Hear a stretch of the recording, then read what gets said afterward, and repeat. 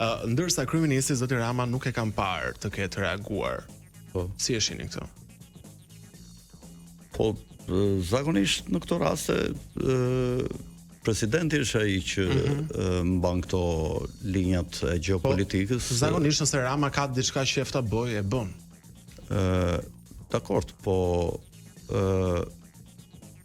Rama mirë ka bërë që është treguar i kujdesshëm se shumë e ka tepruar me mbështetjen e Izraelit gjatë gjithë këtyre kohërave që Izraeli ka bërë genocid mbi popullsitë arabe në Palestinë, në Siri, në Liban dhe së fundmi në Iran. Ka bërë mirë thua që ka qëndruar i tërhequr në reagime publike. Në këtë radhë ka bërë mirë, po ai nuk ri pa folur nëse ata ja kërkojnë, sepse ai nuk është një kryeminist. Kush e kërkon?